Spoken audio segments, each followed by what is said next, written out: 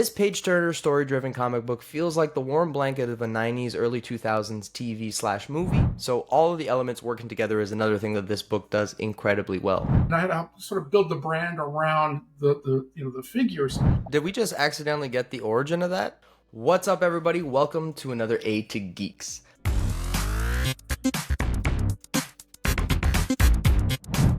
The Boy in the Bot feels like Big Hero 6 meets Die Hard in this 90s, early 2000s style comic book. This page-turner, story-driven comic book feels like the warm blanket of a 90s, early 2000s TV/movie, mixed in with some of its best sci-fi and thriller elements. It keeps the story dynamic by scattering the ordering of it, kind of like Pulp Fiction does, where you're getting pieces of the story at different moments, and then the filler context is given to you later on. I love it. It kept it engaging and entertaining. And another thing that kept it engaging and entertaining was you're getting 3 different POVs here. You're getting the boy and eventually the boy in the bot. You're getting the detectives that are following the case, and you're also getting the evil organization's perspective. So these 3 perspectives are really what makes the story and keeps it dynamic. Another thing that I love about The Boy in the Bot is that it really respects and uses comic books to its fullest. When the main character's dad, who works for the evil organization, is being called up to the head honcho's office, as he's walking away, you see on the screen, terminated. So if you weren't paying attention, you might have missed it, but that subtle piece of art actually gave you additional context in the story. So all of the elements working together is another thing that this book does incredibly well. And speaking of using art to tell the story as one of the mechanisms, the art in this book is beautiful. And it is done by Rafael Loreto, who's worked on comic books like Dazzler, and one that I found super interesting was a Ric Flair comic book for Scout. Book 1 ends on a high note that makes you want to run to Book 2 and grab it ASAP. Luckily, Kickstarter for Book 2 is now live, and even more lucky is that I'm sitting down today with the creator, ladies and gentlemen, Tom Marvelli. Hey, Eddie, thanks again for having me on. I really appreciate taking the time and the opportunity to talk about our great story. I'm super happy to have you on. Thank you for taking the time. You are decorated in the industry. You've worked for Marvel, you've worked with Hasbro, you've done so many incredible things, but nobody can give the better description than you yourself. So please, give us your background.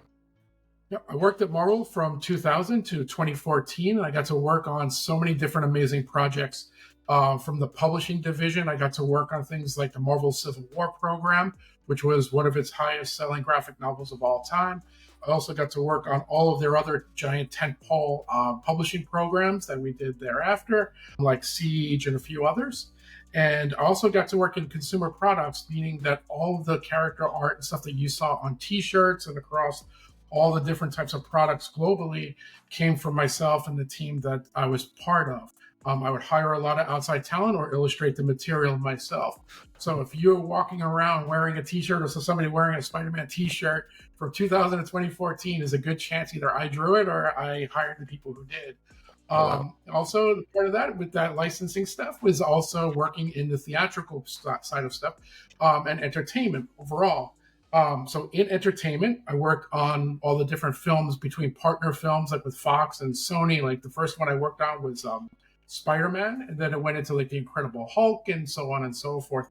And then of course Marvel started its own studio, and I worked on Iron Man all the way through to the Cap Civil War film, doing all the licensing artwork and promotional materials related to the film through consumer products. In addition to that, I also handled all of the live events programs, meaning like the Marvel Universe Live, which was a traveling stunt show.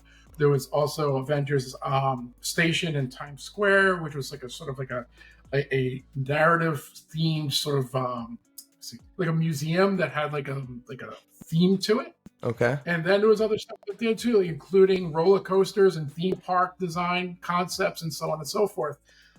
So I wore a lot of different hats during that time period, and it was just a fantastic time to be part of Marvel. You know, seeing us taking that company from coming out of bankruptcy all the way to what we know it to be today.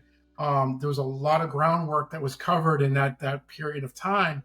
And again, it was just amazing to be part of a subculture that really turned into a major pop culture sort of event. You know, and I think, you know, one of the greatest things for me is that we really got to influence generations of up and coming talent, new writers and artists and filmmakers. Even though I wasn't really in the film side, but still like the filmmaker, aspect of it. Even today, I mean, I think back and like the first Iron Man movie that we did, those people that were, those kids are now like 18 to 20 years old, Yeah. and it's just like, that level of influence, just like when I was a kid being influenced by the Incredible Hulk TV series and Star Wars and all the stuff, as a child of the late 70s, Yeah. there was a lot in the 80s. There was a lot of that kind of stuff that influenced my life. So it's sort of fun to see it sort of passing that baton to that next generation. And then for Hasbro, I handled a lot of their action brands portfolio. And in that space, I worked on Transformers, G.I. Joe, Power Rangers, you name it. I had the same thing like I did with Marvel. I'd help to do the branding materials for like the Snake Eyes film, the Transformers 1 film that just most recently had come out. I worked. So good. Thanks. Yeah, it was Transformers. Yeah, Transformers: Rise of the Beast was the last live action one that I worked on for them. And then one of the things that I'm most proud of during my time there is Transformers: The War for Cybertron. And in that we had, there was a toy line that we knew was coming out. The product development team had brought the material to me saying, here's the products. And I had to sort of build the brand around the figures, Wow. The action figures. And so one of the things I always ask them is like, well, make me care. Why do I care? There's like, we didn't have entertainment. There was no story push. It was a product, but like I wanted to have a story. I needed a hook, right? To engage an audience, have them, want to be a part of it. And so they really didn't have it. They had ambitions to want to do some entertainment around this product line. And so I had pitched, I went back, with the team and started doing the brand development for it. And I pretty much pitched it like the cinematic event that didn't exist, right? So I brought in artists, studios to do like these like Drew Struzan-esque, sort of those Mount Rushmore epic kind of posters. And, we did a whole host of different things for it, like blue light activations. I handled this whole marketing concept, like almost like a Robert Langdon scavenger hunt type of thing. Oh, wow. And anyway, so I built this whole ecosystem of the brand materials. And finally, we got in conversations with Rooster Teeth, who was a company under Warner Brothers at the time. We ring a bell for sure. Yeah, and they they did a lot of anime. They were doing a lot of anime stuff, for Netflix and so forth. So with Rooster Teeth, we had a meeting with them. Oh, I should say, doubling back. Part of it was the story, right? I had the branding materials, but I wanted to make sure that there was a good story. So, sort of putting that Marvel hat back on a little bit, I took the product development, marketers, and product development into a conference room, sort of locked the door, and we broke story. And, we knew we wanted to do this as like a trilogy. We knew we wanted to end on an anniversary of Beast Wars. So I basically just started breaking story. It's like, what characters, a la toys did they want to make in those waves of product over those years, et cetera. So it's like, all right, well, what's this character doing in an arc? And so long story short, we wound up coming up with the 3-act structure of the trilogy, which was Transformers Siege, which was, essentially became season 1. Yeah. We had Transformers Earthrise. And Earthrise was basically, with Transformers, we always saw, the war, and we always saw them on Earth. We never saw the in-between. We never saw the journey to Earth, right? So that was a great opportunity to kind of expand the lore, give, publishing and other areas some jumping off points to kind of build some of the narratives around the sort of the story between the stories. Right. So that was Earthrise. And then the last one was Transformers Kingdom. And that would basically became where the old met the new, the 80s characters were engaging with the 90s characters. Yeah. And for that one, it wasn't so much like where they were going, but when. It was like almost like a time displacement story. So we broke that whole story down, met with Rooster Teeth, and so I co-wrote the pitch for that, and all the brand material. And to Rooster Teeth's credit, they looked at all the portfolio stuff that we had built, and they said, we want to make a show about that. And to their credit, they did, and we wound up getting it on Netflix for 3 seasons. It was phenomenal. It was so good. Yeah, so that was. Did we just accidentally get the origin of that? Amazing. Right, yeah. That's incredible. Thank you. It really started like, make me care. I want to care, and I think we'll talk about the book in a moment, but I think it's really important. Like, when you think of those characters like robots, you want to humanize them. You want to have Hmm. that emotional connection. And that's why I always ask, like, make me care. Why should I care? Right. Because, I'm trying to get everyone to think in terms of the humanity of it all, Mm. right? Because that's what makes everything relatable, no matter if it's robots, aliens, or whatever. You need some kind of hook, that people Absolutely. will resonate with. So anyway, so that was my time at Hasbro. Like I said, I worked with Nickelodeon on their. Just a little bit of, just a little thing. Like it's huge. It's great. That reminds me so much of the stuff that you would hear about from like 90s, and you would think that that stuff. I personally thought that that wasn't how things got broken and stuff like that, or like, but it seems like it still very much is a part of it, like product line, and then from what we want to do as a product line, how are we kind of creating a Mhm. story that resonates from that, right? That was a lot of the Yeah, 90s, a yeah, lot you of the can way that approach it. Transformers came about and all those other things came about was like toy product first, and then we're going to use this as the TV show, Right. just a promo necessary kind of for that actual product. Uh, Uh, it's super. Now it yeah, got even more intertwined. The value of the TV and the movie is obviously a lot higher than it was previously. It's not just a promo; it becomes its own thing, really. right. But really fascinating to hear that that type of stuff is still going down. That's so cool. Yeah, and that's so much of what my career was or has been to Right. date is like in the sense that I'm always when I'm reading scripts, whether it was for films, animation, what have you, we're always looking for the toy play or the licensing play, Mhm. and what can we leverage, what have you, and it can work both ways. Like, and you're right. I mean, especially like at a Hasbro, which is a product centric company, Mhm. like it's product first, and then you build the narrative around these products, Mhm. right?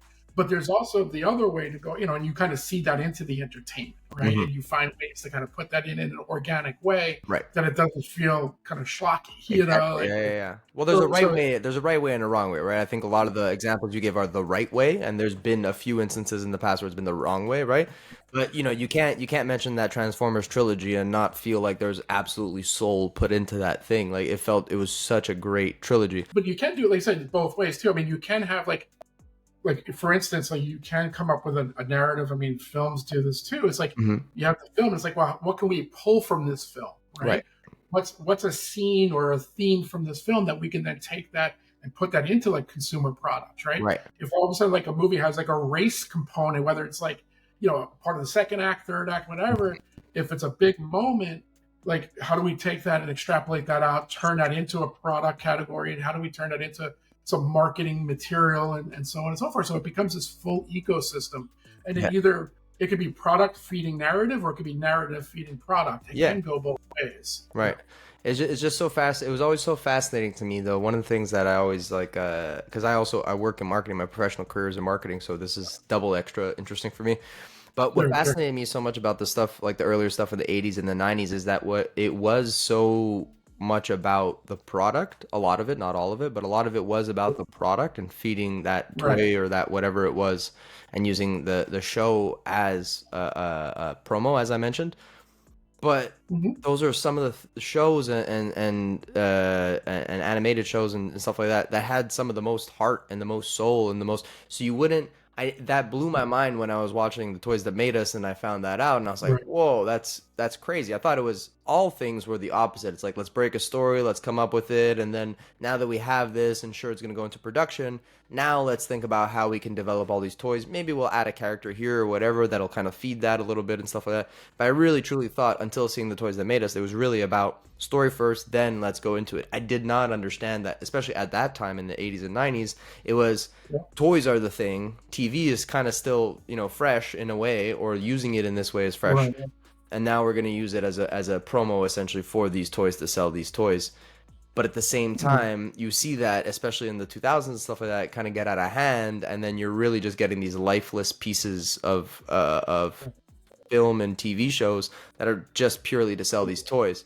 So it always fascinates me Right. to see what's the difference, and I guess the difference is people like you behind the scenes really making sure that those two live symbiotically, and it's not about one or the other. It's about how does this all fit together and still feel organic and natural and have a soul, right? So, really, Absolutely. really fascinating. That's a question I did not think for a million years that I would get answered anytime soon, and that is a pleasant addition to this. Wow. Yeah. No, thanks. Yeah, because I mean, again, to me, I'm always trying to find that the relatability, like I said earlier, like the Mhm. humanity in it in the story. Because again, it doesn't matter if it's robots or aliens, like I said earlier, and other stuff. It's like you always want to find the truth in those characters, and if you can build that emotional connection, we see that with Spider-Man, right? I mean, for years since the '60s, and it's Mhm. like that character still today is still as relevant today as he was in the 1960s because the character himself, like there's a through line in a character like that that's still relatable to today, Yeah. right? People still have very similar struggles, whether it be bully, finances, what have you, whatever Peter Parker has faced. Mhm. Kids today face their own iteration of Yeah. that, right? And So things may change. You may not be a photographer or a newspaper, like that kind of yeah. stuff. But like the idea of that through line of the struggle and the human connection to that is still relatable today. And I think that's why Spider-Man still even today is still one of those top Mhm. resonating characters. Yeah, and I personally love that they're finally giving older Spider-Man room to breathe in Ultimate Spider-Man, and the new version of the Ultimate Right. Spider-Man where he has kids with Mary Jane and he's married, and I love seeing that too because and I love how different like Spider-Gwen and Spin in the show, but just Spider-Man, Miles Morales Spider-Man, have kind of also helped have kind of fit that younger generation. And now I think because that they're so cemented, like some kids think of just Miles Morales as Spider-Man. They don't even think of Peter Parker necessarily sometimes. Um, Mhm. so it's really interesting how that, since that's happening there, I feel like now they feel like they're allowed to explore Peter Parker as an adult more and stuff like that. And it blew up, right? Like everybody's in love with it, including myself. So it's Yeah, just really, really cool what they've been able to do with Spider-Man. Sorry, just a little yeah, because side like tangent. I warned you at the beginning I'm yeah, going to be going on some side tangents as well. So, yeah. But that's the main thing for me. Is like when publishing and even toys like the action figure markets. Again, coming from consumer products, I'm always kind of thinking in that space. Is that the comics and the toys. So much of that now is geared towards adult collector, mm, right? And to your point, that's why like having an adult Spider-Man, like that's a dad and all that stuff, because like that's who most of the readers are now, yeah, right? yeah, And it's like so it makes that more relatable. So it's like again, comics in their initial sort of inceptions, the idea of it was that like kids read them, they age out, and the next generation of kids come in. So that's mhm, why, like, Archie never leaves high school. That's why certain things never evolve yeah, because you're supposed to come in, exit when you mature out of it, and then mhm, on to the next thing, and the next crew comes in. right, And but with comic books and fandom, it's like kids are when we were younger grabbed onto it and we just never let it go yeah. Well, and which is a great thing for us mhm, and but because of that the narratives and a lot of that structure has to kind of slide with the audience, mhm, right? And that's sort of when we get to the book in a moment, but it's like that's why I wanted to craft the story that I did because I wanted to bring in try to reach a younger audience, mhm, because even like I said with action figures are primarily now it's either an adult collector mhm, or it's possibly a mom buying it for like a birthday, yeah, or and that's really your big customer base. And there's not a lot, and not to slight any one group or any group, but the idea is that like you want to engage with kids mm, and you have to find like new play patterns and new ways to entice kids. Kids want to play, yeah, right? It's just like, and with video games and stuff, with Legos and construction and all mhm, that, kids definitely want to play, but yeah, it's like, how do you get to them? And a lot of that is through a lot of trial and error, test and learn, fail a lot, spend a lot, also but parent you know, trends and stuff like that. Like you mentioned STEM earlier. STEM is super important to like I have two kids, like 3 and well, about to be 4 and 3, and right. another one that was just born, but she's not really at the Mhm. STEM level yet. But STEM is That's super, right. super important in our household right now, and making sure that Absolutely. there's some sort of connection to STEM in the things that we're doing. So, Yeah, no, that's great. Yeah, because that was always my sort of larger concern with this. Like, how do we, because like again, from a corporate standpoint, it's easy money to go for the collector, and you have that built-in audience. It's a lot more risk to try to reach a younger kid and have a lot of more fails that more misses than hits. yeah, And so I get that part of it, but it's like that's why I wanted to do, like I said, a story that would not only obviously relate for parents, but also they could share it with their kids. yeah, And that's why I purposely even the story like it's ages 12 plus. I want it to be that sort of younger adult, and also, again, just have things in there that speak to kids. It's relatable to kids, Mhm. and because I want parents and comic book readers and the community to be able to just take this book and share it with that younger person, Mhm. so that we can build a new generation of readers. Because one of the things I notice, and I'm sure you've seen it as well, it's like you go into bookstores, like a Barnes and Noble, the big chain stores, and the 40-year-old man is at the graphic novel section, Yeah. and the 15 to 20-year-old, maybe younger, is in the manga section, Mhm. right?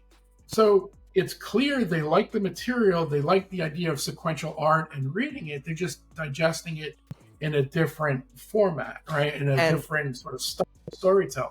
yeah, and there's all those other elements as well on the anime side. Like that's what I was gonna say as well. Like what I Right. found, like in looking for kids, toys for my kids and stuff like that, and kind of being a geek myself, like, ooh, what are they gonna like next? What's the next chapter looking like, right? So you're going down the aisles Right. in Toys R Us and stuff like that, and you're like, oh, okay, cool. Like there's kind of like a drop off.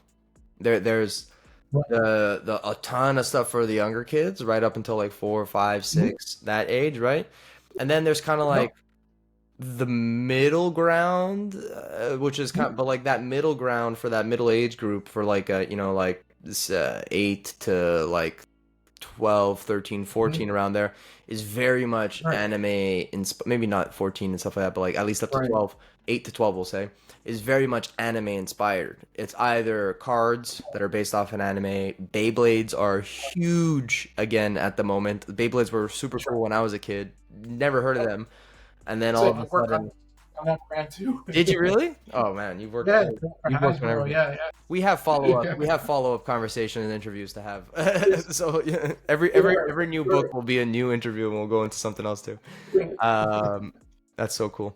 Yeah, so it's manga seems to really have that grip hold on that 8 to 12 audience. And then even as they get older, manga is still very much relevant throughout high school, and we're seeing it's more and more commonplace as you see like, UFC fighters doing certain things from animes, you see Olympic athletes doing certain things from animes and supporting animes. And it kind of feels like it came off of the tail end of comic books, of the comic book Right. boom, because anime has always been super popular. It's always had its cult massive, massive, massive following, but it's now bigger than ever. And I think that kind of comes off of the tail end of comic books, and that kind of opened it up to new readers. And then they're also watching anime at the same time, Hunter x Hunter, things like that are very good for that age group. Yeah. That's why, because I was trying to understand it again, just kind of do my own little research on it, and it's just like, is it, what's the driving force on someone? Obviously, it's a great content. It's an Mhm. eclectic mix of content. You go from romance to horror to all different things within the manga Oh yeah, space. I love anime. And so there's a big swath of stuff there.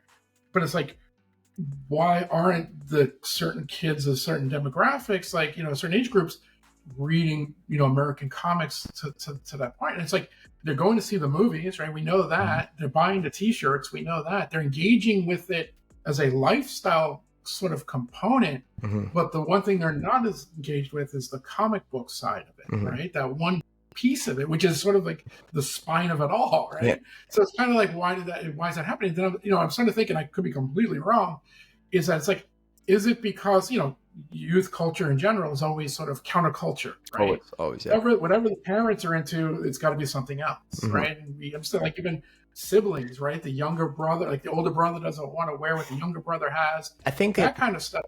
I think that is less But the case now, and it's more a societal thing. So they're going counterculture against is society, and it seems like right, they're taking up some of the things that their parents liked. Like, you know what I mean? Like right, they're kind of yeah, engaging in some of the stuff that the parents liked, rather than mhm, counterculture against the parents. It's because everybody is kind of less social nowadays. Like you talk to right, like my nieces and stuff like that are a bit older and whatnot, and they're like, oh no, everybody is kind of more to themselves. We don't go see each other as much. We don't go to the mall as much. We do.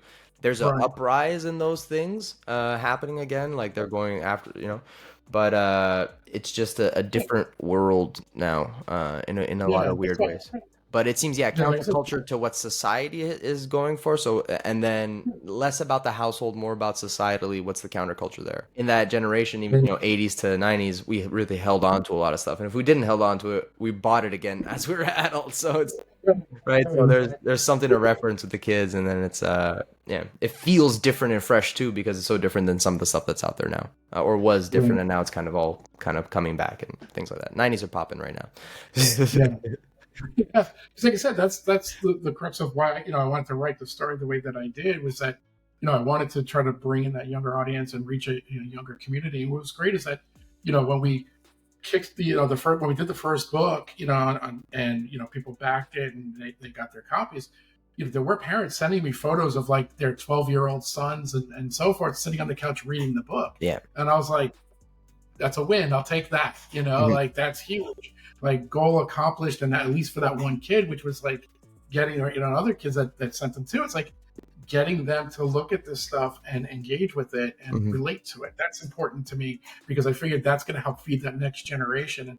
And one of those sort of moments for me that kind of resonated was when I was at Marvel, and sort of passing the baton, if you will, because when I was a kid, I had the Hulk hands, then the Hulk has the Hulk raging out of the cage, and the Hulk muscles, the pump up muscles, and all this other stuff. And so I was always engaged with that stuff because, again, I was influenced by the TV show and bought the the extended products and so on. And so anyway, long story short, I started working at Marvel, and the first film I worked on was the first Spider-Man movie. Right, it's like week one, right? Iconic. I'm building a licensing program for the Tobey Maguire movie, and with obviously in partnership with Sony and others, and so hiring artists, drawing it, etc. So anyway, fast forward, the product is now hitting market because it's about the film's about to come out, and I just happened to be with my mom, and I've told this story a million times, but it just sort of really resonates with me. Is that like I took my mom into a shoe store. I forget which one it was, but she wanted to go shoe shopping, and I knew that the product was coming out, so I went over to the kids area, and there was my artwork on the shoes, right? On the Spider-Man shoes, and it's like him crawling, and it's like from that thing. So I had my mom come over, and I show it to her, and it was a cool kind of like, hey mom, look, all that, worrying about me going to art school and doing that, look, I made it, I did it, kind of thing. That's so cool. And sure as I'm putting it back, I hear this boy comes running over with his mom in tow, and he's like maybe 5, 6. Yeah. And and he starts yelling, Spider-Man, Spider-Man, and then he grabs those same shoes. It's kind of funny. And little do you know, the guy who drew them is like 5 feet away from him, whatever it was.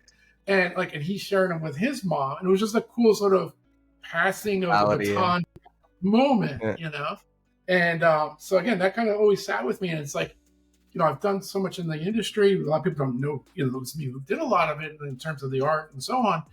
But the reality is, for me, it's like I want to make sure that whatever in my career is that I'm always wanting to pass it to that next generation. Right? I've had a fantastic career to date; it's still going, but I really want to make sure that I'm helping that next generation, and hopefully this book will help do some of that. So we'll see.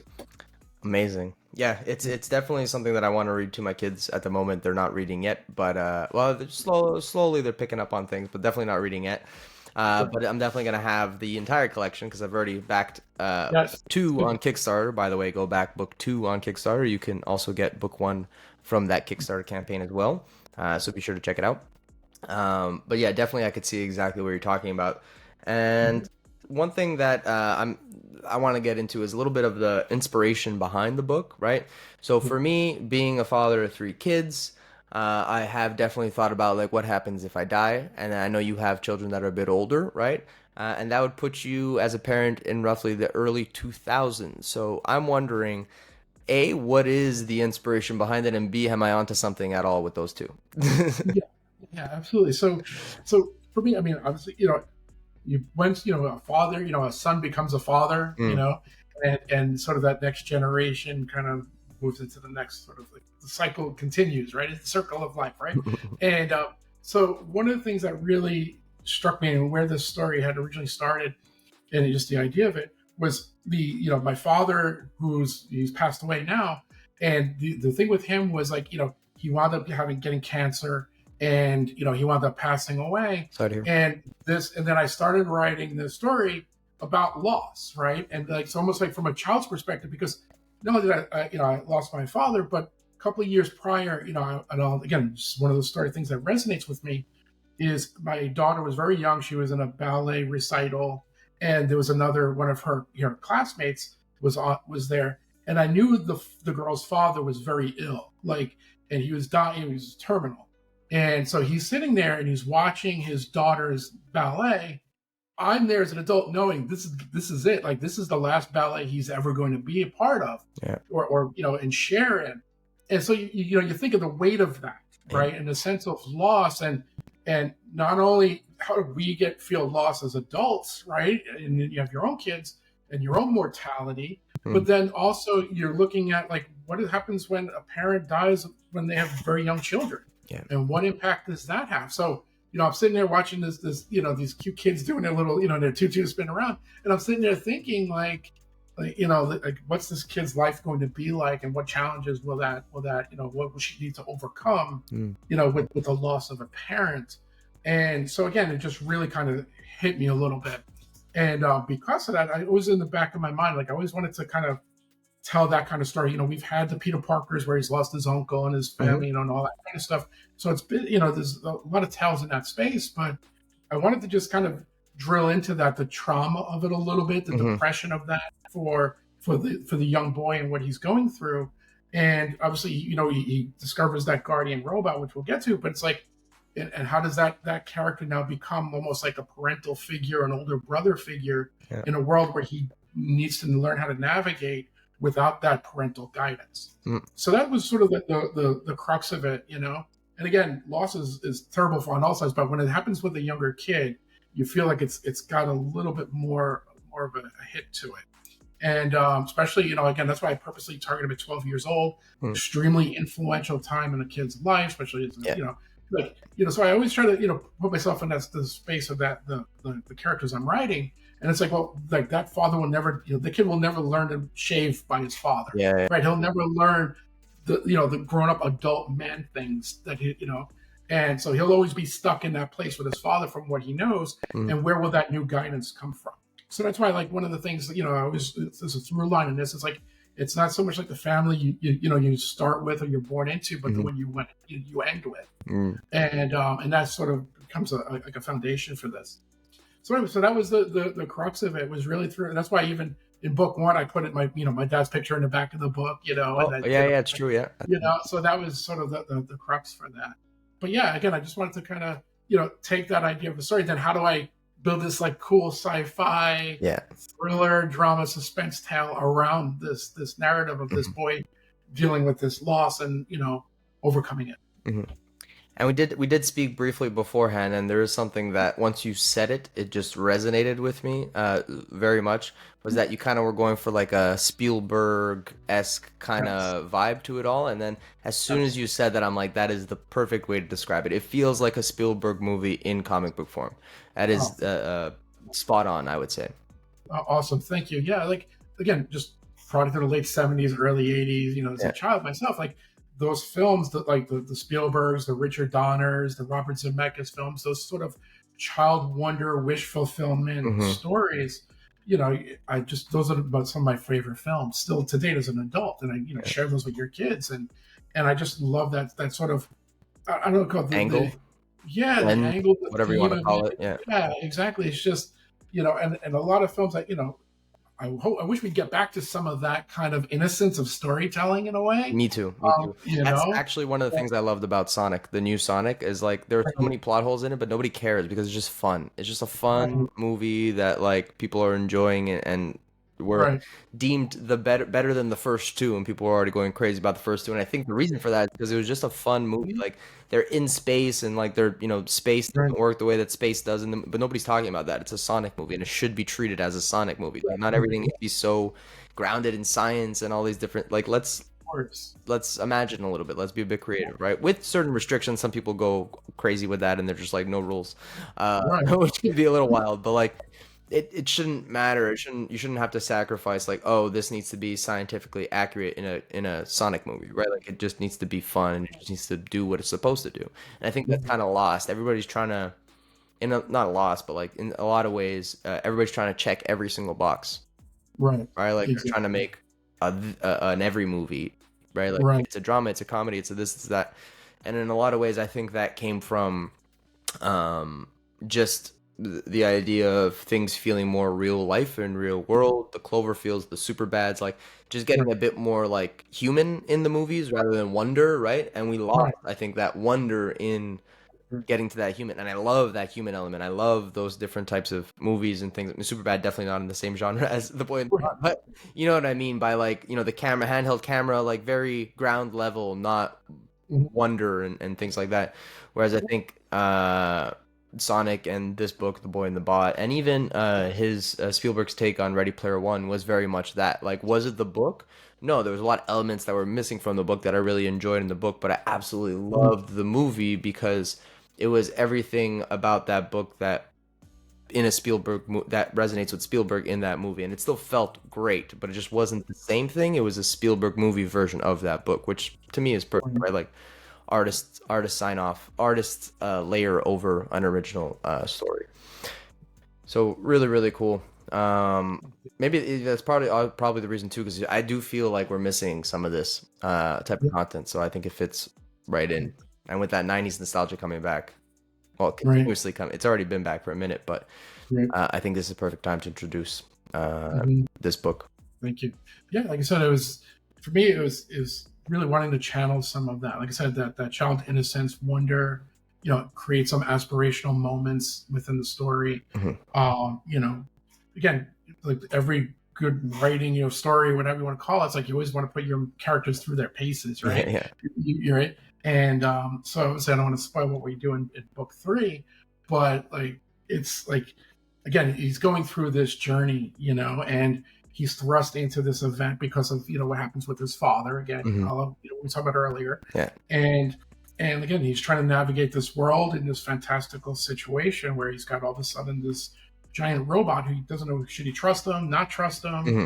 because of all the events that just took place. Again, I don't want to spoil the book, but Yeah, all the exactly. events that just took place in front of him, the trauma of what he just witnessed, like back to back, and I purposely do those things. Like, all right, he has that one event that he finds out about with his father, Hmm. and then we think, all right, we've established a new status quo. It's him with his aunt, and then we kind of pull, rogues away there, and it's like now we have the bot is the guardian. So this boy is like really thrown through the ringer Yeah. right out of the gate, Yeah. and that's why even I open it up with sort of setting his dynamic of like he's sort of introverted. He's bullied in school, and Yeah. he's got like one friend who he's still sort of tiptoes around a little bit, and she Yeah. becomes sort of like his a little bit of his bravery, if you will, like Hmm. and she's trying to push him to come out of his shell a little bit. So again, we established that with him, and then it's like that character arc, that journey that he's going to take. Hmm.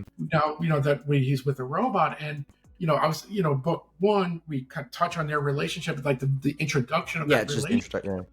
Yeah, and then book two is really what I consider the heart of the Yeah. story, Hmm. and because to get to the payoff, the climax of book three, and to have that really resonate, I have to kind of earn it in book two, Yeah. right? And in book two, it's really about the building of the relationship, the bond between these two characters. Now, it's done in a comic, you're limited to 48 pages, Right. what have you, and all that stuff. But it's not like a film where you could do like a film montage of like show a span of time, and they're like Lion King where they're all kind of becoming friends, kind of thing. Yeah. Like I don't Yeah, you have can that show a luxury. passage of time, but you can't show a connection over a montage as well, Right, unless you're doing it over like 8 pages or something, and you're really taking your time with right. it or something. But then it just takes Right, up a but lot then of. it just becomes like, yeah, then it becomes kind of repetitive in a Yeah. weird way. Like you don't get into like the heart of the dialogue and the Mhm. relationship and that space.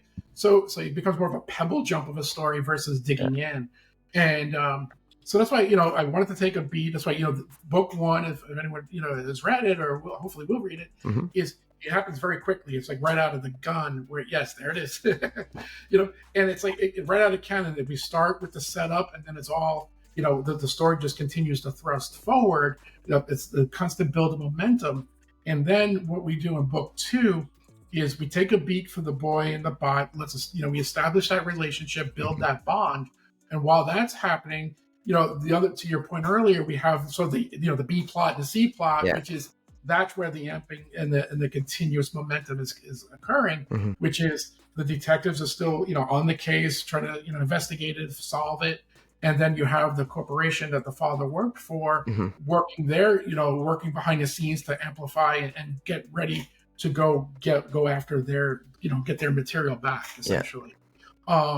So again, but by having those things amping up, I'm able to have a quiet time and keep it interesting for readers. Right. That's cool. So Yeah. again, little human things like that just mean so much, Mhm. story like this. And that was definitely something I was curious about because, like, obviously it makes the book one super dynamic and stuff like that because you're going back and forth between these three. It feels like it's happening really, really fast.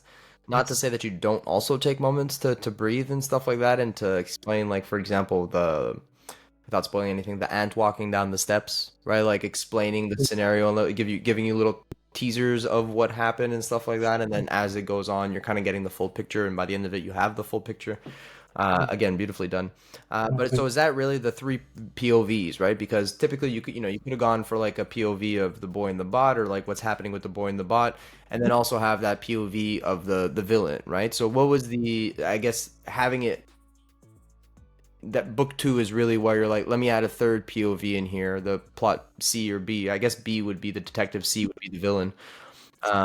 Yeah. So the way that I kind of broke the structure of the story, it's like, so your A plot is essentially becomes the boy, right? And Mhm, by the time we get to the chapter 2 within that book, mhm, it's like the boy is essentially becomes the A plot. mhm. The B plot is really the company, the evil corporation, if you want to call it that, like Okay. kind of, and they're, they're after whatever this Project Blue is. They don't know what it is. The father stole some of the technology from the company Right. because he had this moment of conscience, and he's like, and he took it to kind of stunt this company's ability to move forward with Mhm. this project they're working on.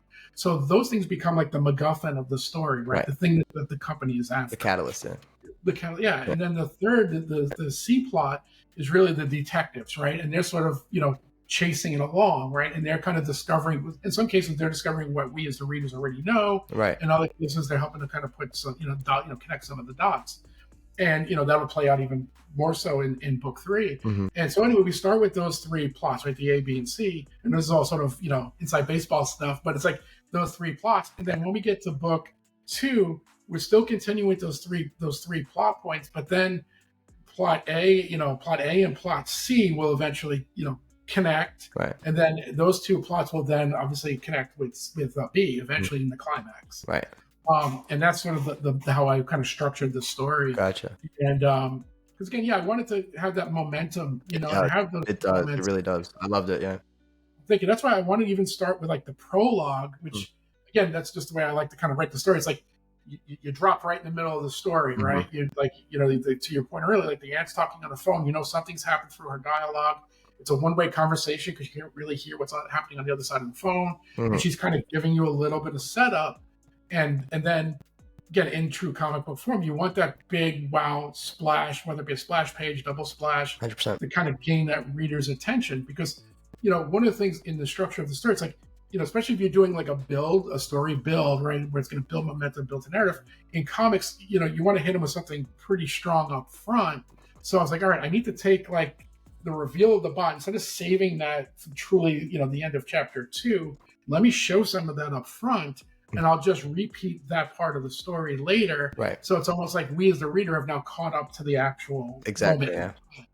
And so that's why I wanted to have that, because I wanted to have that big bursting scene of the bot, and, Mhm. and hopefully that'll engage, readers from a visual standpoint to want to continue. It's beautiful. Yeah. Yeah, that was Daniel Maya who did the prologue for me, and Oh, nice. did a nice job. Yeah, and so anyway, so he built that upfront part, and so big splash, and then we kind of take a beat, and it's like we go back in time, Mhm. right? And then the story structure is basically we see the dad and that kind of moment, and the vibe I was trying to channel for that scene Mhm. is almost like those Jerry Bruckheimer films, right? Those Okay. Tony Scott films where, if the name's escaping me right now, the film with Gene Hackman and Will Smith. But it was like that kind of a film where it's like, I can't remember the name. And it's like a really favorite film of mine, and it's escaping me, of course, the Gene title Hackman of and it. Will Smith. Yeah, and so the story is basically a cat and mouse, sort of chase film, right? Okay. Where Will Smith and this guy, he gets caught up in something, and basically this government agency's after him. And I wanted to kind of give Enemy it of the state. Enemy to Stay. Thank Okay. you. That was the film. Yeah, but there's a certain pacing and a certain cadence to that that I really liked. And that the way they established the upfront and how the narrative flows. Okay. And I wanted to kind of channel a little bit of that in this narrative. But again, yeah, I was always kind of in the back of my mind. Not only the Spielberg is sort of the overall thematic of this, but like also like that sort of constant pulse pounding thing that like a Bruckheimer film, Yeah. or like a Jason Bourne, right? There's like Yeah. guy on the run, chase kind of thing. So the reason I said Die Hard at the beginning was because of the fact that it felt like it was moving quickly and the suspense was Yeah. there, right? But Mhm. also the different POVs. Like I felt like Die Hard Yes. had that, like it added to that because it added the different POVs added to Die Hard the same way I think the different POVs add to here. Like you're kind of like seeing different things from different Yes. perspectives happening and stuff like that, which felt really, really awesome. That's why I mentioned Die Hard for the people who are confused. If you're confused about why I mentioned Die Hard, that's why. So as we just mentioned, the robot is designed beautifully, looks awesome. One thing about the robot that we didn't mention necessarily, or we did kind of when we were talking Transformers, but the personality you really nailed in the robot. We don't get too much time. Again, sorry for the light spoilers for those who haven't read book 1 yet. We don't get too much time with the robot. We just get a few pages with the robot. And in those few pages, I think you mapped out who the robot is, or the personality, I should say, of the robot extremely well. And one of the ways you did that was with a lot of 90s references, or at least what I think it like, did I do that? Right? Like, but like you could, but it was so smart because you read that line and at first glance you go, did I do that? And you read it like a robot, but then it just like clicks in the back of your brain. And like, oh, is he trying to do a reference to the, and then you go on, and then, you also make a reference to an alternate reality homage to Alf, which is one of the favorite. So again, sorry for the spoiler lights. We're at the end. Hopefully you pick it up. Hopefully you've already picked it up. And if you haven't picked it up, regardless, this isn't anywhere near spoiler territory. It's just little cool details that you will also love and will push you to get book 2 even more. But so what was I guess we kind of uncovered it throughout this interview, right? Like heavily influenced from the 90s and 2000s. You not only are heavily influenced, you influenced so much of the 90s and 2000s in all of the work that you did. So thank you so much as a geek, as someone who loves all this stuff, as someone who's used this stuff to get through some tough times or just for pure enjoyment. Thank you. You definitely had a huge mark on my life, and I didn't even know you did. So thank you so much. So I guess that kind of answered my question about but why it was okay. Let me go a little bit further into then, or try to guess the answer because of all the pieces that you've already given me. Is the 90s kind of family programming kind of vibes that the robot's giving on purpose, right? I imagine to kind of fill that family gap, a hole in his family that he has, right? So that's why you're kind of leaning there for that. Yes. So Perfect. Exactly right. So the entry point for that for me was that, there's been a million different robot stories, right? Human with a robot partnership, what have you. Yeah.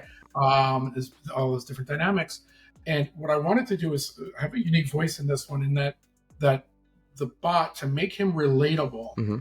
And we'll see a little bit as it gets discussed more so in book 2, when there's that quiet moment between the two of them, as to why the robot is talking the way he does, why it's almost like these sort of homage quote type things from things, sitcoms and other things he's heard. And, it doesn't spoil too much, is that we know that the bot predates the son, right, being born. So, because the father, as an inventor, as a tech person who's building sentient programming for robotics and so forth at that company, is sort of, is tinkering at home, if you will, has been building this robot. And that's why it's in the basement. Like the son, no one's allowed down the basement. The mom, and I should mention that too. It's like the boy, when we meet him, he never knew his mother. His mother died while giving birth to him. Oh, okay. Right? So we see that, and it's mentioned in book 1. We get deeper into it in book 2. And so, because again, there's this whole history of this family that the boy doesn't know, because he doesn't know the mom-dad dynamic, how they met. I mean, obviously just through stories that the dad may have told him, right. But he wasn't there to witness a lot of their dynamic, right? And so there's a lot of missing gap there, and obviously the future gap with other things that, not spoiling too much about dad. Yeah. But so the idea was, the entry point for this was that while where the idea came from was that while the dad was inventing, he built the robot, but he's still down there tinkering, right? He's just an inventor by his sort of his nature. Mhm. So when he's not at work, he's in his basement tinkering, Mhm. and making things. And so I envisioned that the bot was there. He built them, and it was almost like that became almost like a son before the sun arrived, Okay. right? And Okay. we talked about that in the book too, like they were having a hard time getting pregnant as a family, and so on. And that's why ultimately, they have the boy, but then the mom dies in that process. Okay. But Okay. so we'll get, again, that gets more into book 2 and some of the backstory there. But the idea is that the bot was there sort of over the shoulder, kind of sitting in his little charging station type of thing, Right. and while he's doing that, the dad's tinkering late at night. And well, what do people do when they work at night? You put background noise on, background music, what have you. Ah. So the dad is putting on, I was like, well, what's the type of things that the dad would have? So it's like, oh, like Nickelodeon, like Nick at Night, or any of that kind of programming. And Yeah. it's like, and it's all like those sitcoms, right? Mhm. 70s, 80s, 90s sitcoms, and so on. And so I wanted it to be like that became, and again, this almost goes back to the Donner thing, right? If you remember in Goonies, like Sloth, right? Okay. Sloth is sitting watching, he's watching a crime, a pirate film, right? That he reenacts kind of later. Mhm. And so that becomes his gateway into the world. And I kind of use some of that idea with the robot in the sense that like his gateway to humanity was through sitcoms. He has no, he's living in this bubble that is the basement. Okay. Okay. Lab. So he's taken in all of these sitcoms. So he's picking up phrases and verbiage and all this other stuff, just the social dynamics that happen in sitcoms, right? Which is obviously a heightened version of real people, right? Yeah. But the other layer to that is a lot of sitcoms deal with family and Mhm. family dynamics and those relationships, Right. right? But again, at a heightened level, for comedic value, what have you. All right. And so I wanted that to be like he was the sponge kind of taking all of that in. And I thought that gave me an interesting and a unique perspective that I hadn't really seen in robots before, where it's like he's like a giant machine of pull quotes, Yeah. catchphrases and all that stuff, like completely out of, like he's in a moment and then all of a sudden he'll like, it's almost like when the bot gets nervous, it comes out of him, right? Okay. Because he doesn't have any other social Like dynamics. if Bumblebee could still talk, but he still wanted to use references from the radio. Right. Yeah. Right, exactly, right. It's exactly that same type of thing, and I think that's what helps make a character like this relatable. Yeah. Because like you can like, oh, I know those shows, I know that stuff, and one of the things, and again, the one homage that we pay is like, we call it Al, right, and it's like this '90s sitcom about this alien life form that is always after in our world is after the dog, but the larger theme there that becomes parallel and relatable to the bot Mhm. is that it's a family that is hiding and protecting this alien creature from society and from the powers that be, right? The police. Right. Which is how the robot, which is Exactly. resonates with. Right. Okay. He starts to see his own similarity in that, Right, and his right. own, he relates to it. So that's why, in his joking, it's like, this is like, it's his best show ever, Right. because he sees himself in that, Right. in that dynamic.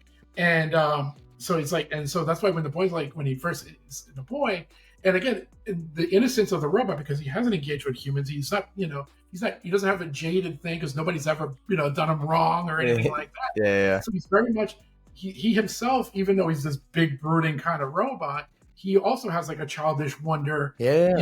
It's almost like, even though he's physically of an older stature, Mhm. and sort of plays the older brother sort of dynamic to the boy when they finally get together. He's in some But more innocent. yeah, the idea is that like he himself is still sort of has a young innocence to him, Yeah. right? He's still learning himself in certain areas, and the things that like he can learn from the boy are the things that the boy, in contrast, the boy can learn from the robot. Like That's the so- robot can help kind of fill in the pieces of the life he never knew. Because like while the bot was in their basement, like Yeah. he saw the parents interacting, he saw their dynamic, so he's able to help paint a picture for the boy of what that was from a third person sort of perspective. That's super. Um, That's super so yeah, interesting so- because for me, I thought it was programmed, and instead it's intelligence. So that's intelligence. really cool. Because That's really cool. So really, Yeah. yeah. Oh man, okay. I don't say anything else because like I Yeah. that you went into spoiler territory, but I was like, what? That's so cool. So I didn't want to stop you, but That's amazing. That's amazing. Yeah. The, That's what gives me that dynamic between the two of them, yeah. and ultimately and that's how they ultimately are able to build their bond, because they're able to kind of complete each other's sort of worldview and Right. picture, Right. Right. Yeah. um, and just through just daily life stuff. That's amazing. That's amazing. This book is amazing. I'm sure book two and book three will be equally amazing, if not even better. So thank you so much, Tom, for joining us today. Please go on Kickstarter. The link is in the description. So please follow Tom on social. Get the link in the description. Back the boy in the bot, book two. You can, if you haven't picked up book one, don't worry. You can also pick up book one in the campaign, so you won't be behind. And again, Tom, thank you so much for being here. Anything, plug whatever else that you like, your handles, your where can Yeah, people I find you? just want to just say thank you for the time, the opportunity, the platform Pleasure. to share this story. It's platforms like this that make what I'm doing more possible. So I really do appreciate it. I appreciate you getting the word out, and I look forward to the readers picking it up and getting people's thoughts, because it's always great in your own head, but when you Right. see someone else reading it, engaging with it, and finding something in it, I mean, as a writer creator, that's all you can ask for. I think it's hard not to find something in this book. I think there's something for everyone, whether you're in comic books for art, story driven, you're in it for a feeling of a moment. If you're, it hits, it checks. Ironically, we were saying that checking all boxes was a negative thing before, but in this case, I think you check all of the boxes that you were trying to check, the targeted boxes, we'll say, Right, right. and you do them all incredibly well. There isn't one critique I have for the book at all. Awesome. Well, negative critique, I should say, because positive critiques I gave you throughout the entire thing. But so again, Tom, thank you so much, and for everybody watching, again, go pick it up, and always keep it geeky. Awesome.